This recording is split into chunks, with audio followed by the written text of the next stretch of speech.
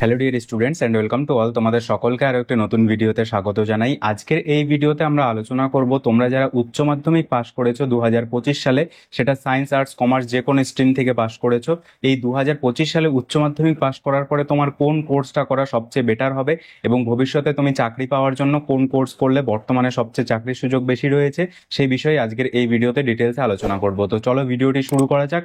তোমরা যদি চ্যানেলে নতুন হয়ে থাকো চ্যানেলটিকে সাবস্ক্রাইব করে দিও, ভিডিওটিতে অবশ্যই একটি লাইক করে দিও। তো উচ্চ মাধ্যমিক পাশ করার পরে বর্তমান সময়ে 2025-এ কোন কোর্স করলে ভবিষ্যতে চাকরি পাওয়া নিশ্চিত, সে বিষয়ে আমি এখানে কোর্স সাজিয়েছি যে সায়েন্স আর্টস এবং কমার্স, এই তিনটে বিষয়ে তোমরা যারা উচ্চ মাধ্যমিক পাশ করেছো এবং কোন কোন এক্সাম দিয়ে বা কিভাবে সরাসরি ভর্তি হতে পারবে কলেজে, সেই বিষয়ে ডিটেলসে চলো আলোচনা করি।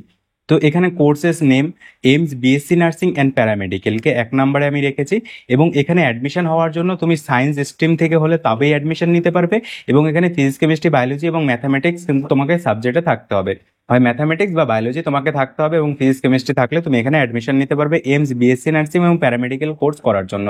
কিন্তু তোমাকে এন্ট্রান্স এক্সাম দিতে হবে, এই এন্ট্রান্স এক্সামের ফর্ম ফিল আপ এখনো চলছে। তোমরা যারা এখনো ফর্ম ফিল আপ করোনি, তোমরা কিন্তু এইমস প্যারামেডিক্যাল অ্যান্ড নার্সিং এর বিএসসি নার্সিং এর ফর্ম ফিল আপ করে তোমরা তোমাদের এই কোর্সটাকে কমপ্লিট করতে পারবে এইমস থেকে। এবং all India institute of medical science আমরা জানি যে একটা ন্যাশনাল লেভেলের ইনস্টিটিউট, এখান থেকে যদি তুমি মেডিকেলের যে কোনো কোর্স করো তাহলে কিন্তু তোমার ডিমান্ডটা অনেকটাই বেশি হবে। কিন্তু আর্টস কমার্সের কোনো স্টুডেন্টসরা এখানে প্যারামেডিক্যাল বা বিএসসি নার্সিং কোর্স করতে পারবে না। এবার JENPAS UG BSc nursing and paramedical, ও তার আগে আরেকটা কথা বলে রাখি, IISER and NISER and forensic science and CUET, এগুলো কিন্তু ন্যাশনাল লেভেলের একটা পরীক্ষা। এই পরীক্ষাগুলো যদি তুমি দাও, উচ্চ মাধ্যমিক পরেই এই পরীক্ষাগুলো দেওয়া যায়। যদি কেউ ফর্ম ফিল আপ করে থাকো তাহলে তো সে খুব ভালোই জানো, আর যদি না জানো তাহলে কিন্তু এই পরীক্ষাগুলো সিইউইটি এর ফর্ম ফিল আপ যেহেতু হয়ে গিয়েছে এই 2025 সালে, তো এখন আর চান্স নেই যে নাইজার আইজার বা ফরেন্সিক সায়েন্স বা সিইউইটির পরীক্ষা দিয়ে সেন্ট্রাল ইউনিভার্সিটি যেগুলো রয়েছে সেই ইউনিভার্সিটিতে পড়ার সুযোগ পাবে, মানে নর্মাল কোর্স বা আদার্স প্রফেশনাল কোর্সে পড়ার একটা কিন্তু চান্সেস রয়েছে সিইউইটি এক্সামটি দিয়ে। এবার JENPAS Yuji for BSc nursing এবং প্যারামেডিক্যাল, জেনপাস ইউজি আমাদের ওয়েস্ট বেঙ্গলের স্টুডেন্টদের জন্য, সেটা সায়েন্স আর্টস কমার্স সবাই দিতে পারে। সায়েন্স আর্টস এবং কমার্স যারা স্টুডেন্টস আছে, পেপার 2 যে পরীক্ষাটা হয় সেই পেপার 2টা কিন্তু সবাই দিতে পারবে, কিন্তু পেপার 1 দেওয়ার জন্য তোমাকে ফিজিক্স কেমিস্ট্রি এবং বায়োলজি তোমার কিন্তু উচ্চ মাধ্যমিকে থাকতে হবে। এবং BSc nursing male female both ক্যান্ডিডেটরাই করতে পারে, এবং প্যারামেডিক্যাল কোর্সও মেল ফিমেল বোথ ক্যান্ডিডেটরাই করতে পারে। এমসে কি যে এইমস বিএসসি নার্সিং কোর্স শুধুমাত্র ফিমেল ক্যান্ডিডেটদের জন্য, এখানে কিন্তু কোনো মেল ক্যান্ডিডেট নেই। আর জেনপাস ইউজিতে মেল ক্যান্ডিডেটরাও বিএসসি কোর্স করতে পারে, শুধুমাত্র কয়েকটা প্রাইভেট কলেজ রয়েছে, সেই প্রাইভেট কলেজগুলোতে বিএসসি নার্সিং কোর্স করা হয়। তো ভিডিওর মাঝখানে তোমাদেরকে একটা কথা বলতে চাই, আজকের এই ভিডিও স্পন্সার্ড হলো সতীর্থ চ্যারিটেবল ট্রাস্ট, যে ট্রাস্টের আন্ডারে রয়েছে বিভিন্ন এডুকেশনাল ইনস্টিটিউট, যে এডুকেশনাল ইনস্টিটিউট থেকে তোমরা male nursing BSc course, male nursing GNM course এবং ডিপ্লোমা ফার্মাসি কোর্স করার পাশাপাশি এখানে কিন্তু পলিটেকনিক, আইটিআই, বিএড কোর্সের সুবিধা রয়েছে। দীপশিখা নার্সিং ইনস্টিটিউট রয়েছে মেলদের জন্য, এখান থেকে যদি তুমি বিএসসি কোর্স করো তাহলে তোমার কোর্স ফিস পড়বে 3.5 লাখ, কিন্তু West Bengal university of health science এবং আইএনসি অ্যাপ্রুভাল।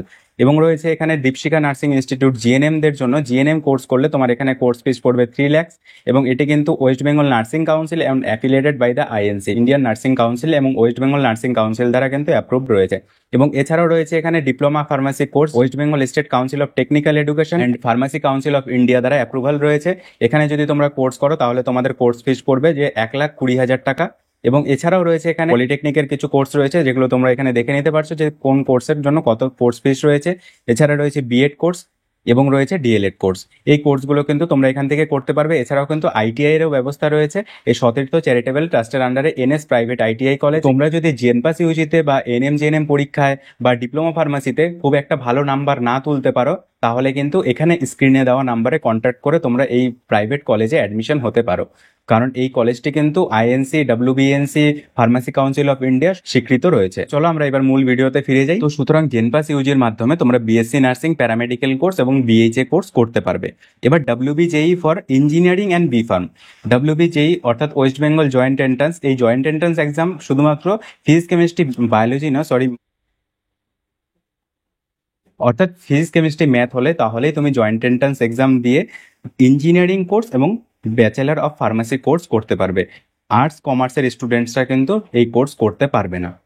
এরপরে রয়েছে বিএসসি এগ্রিকালচার, যেটা এগ্রিকালচার সায়েন্স অর্থাৎ বিসিকেবি বিধানচন্দ্র কৃষি বিশ্ববিদ্যালয় এবং উত্তরবঙ্গ কৃষি বিশ্ববিদ্যালয়ে কিন্তু তোমরা এই বিএসসি এগ্রিকালচার সায়েন্স কোর্স করতে পারবে। শুধুমাত্র সায়েন্স স্টুডেন্টসরাই করতে পারবে, আর্টস কমার্সের কোনো স্টুডেন্টস কিন্তু বিএসসি এগ্রিকালচার কোর্স করতে পারবে না।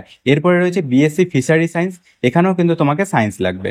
এখানে কিন্তু ফিজিক্স কেমিস্ট্রি বায়োলজি ছাড়া কিন্তু অন্য কোনো স্ট্রিম থেকে কোনো স্টুডেন্টস কিন্তু এখানে অ্যাপ্লাই করতে পারবে না, অর্থাৎ ফিশারি সায়েন্স করার জন্য কিন্তু আর্টস কমার্সরা এখানে অ্যাপ্লাই করতে পারবে না।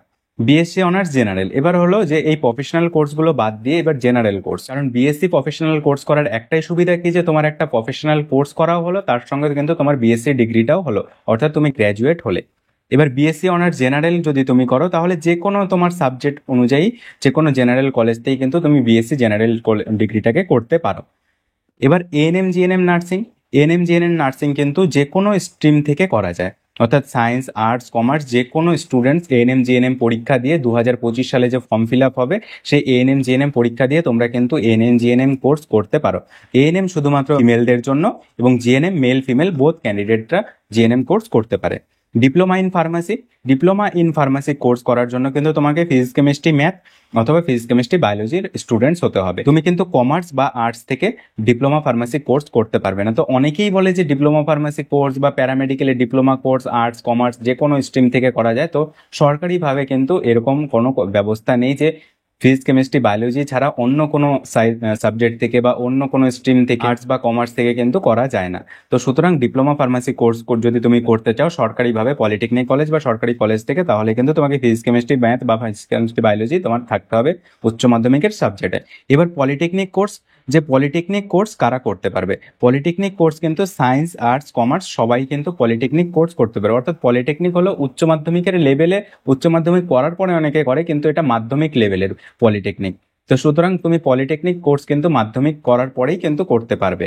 এবার এসএমএফডব্লিউবি ফর ডিপ্লোমা প্যারামেডিক্যাল, যদি তুমি ডিপ্লোমা প্যারামেডিক্যাল ইন্টারেস্টেড থাকে, ডিপ্লোমা প্যারামেডিক্যাল কোর্স করার জন্য কিন্তু তোমাকে ফিজিক্স কেমিস্ট্রি বায়োলজি অথবা ফিজিক্স কেমিস্ট্রি ম্যাথ থাকতে হবে তোমার উচ্চ মাধ্যমিকের সাবজেক্টে। তুমি কিন্তু আর্টস বা কমার্স থেকে তুমি diploma paramedical course state medical faculty থেকে করতে পারবে না। তোমার কিন্তু উচ্চ মাধ্যমিকে ফিজিক্স কেমিস্ট্রি বায়োলজি অথবা ফিজিক্স কেমিস্ট্রি ম্যাথ থাকতে হবে। এবং এসএমএফডব্লিউবি ওয়েস্ট বেঙ্গলের একটা এন্ট্রান্স এক্সাম দিয়ে তারপরেই তুমি বিভিন্ন সরকারি বা প্রাইভেট কলেজে অ্যাডমিশন হতে পারবে এবং প্যারামেডিক্যাল কোর্স করতে পারবে। এছাড়া রয়েছে যে ডিএলএড কোর্স, যে তুমি যদি চাও যে টিচিং লাইনে যাবে এবং তুমি আর উচ্চ মাধ্যমিকের পরে পড়াশোনা করতে চাইছো না, তাহলে তুমি ডিএলএড কোর্স করে রাখতে পারো। যদি তোমার টিচিং লাইনে একটা ইচ্ছে থাকে যে তুমি প্রাইমারি টিচার বা কিছু হবে, তাহলে কিন্তু তোমার একটা লাস্ট অপশন হিসেবে তুমি ডিএলএড কোর্সটাকে করে রাখতে পারো।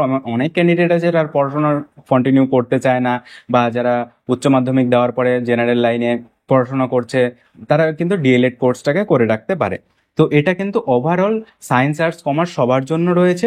তো সেই জন্য তোমরা যদি তোমাদের এর বাইরেও কোনো রিকোয়ারমেন্ট থাকে তাহলে অবশ্যই কমেন্টে জানাতে পারো, আমি তোমাদের সেই রিপ্লাই দেওয়ার জন্য সবসময় প্রস্তুত আছি। তোমাদের যদি কোনো কিছু বুঝতে অসুবিধা হয়, কোনো কিছু জানতে অসুবিধা হয়, প্রবলেম হয়, তাহলে অবশ্যই কমেন্টে জানাতে পারো। তো দেখা হচ্ছে একটা নতুন ভিডিওতে, আজকের ভিডিওটা এখানেই শেষ করছি। Thank you.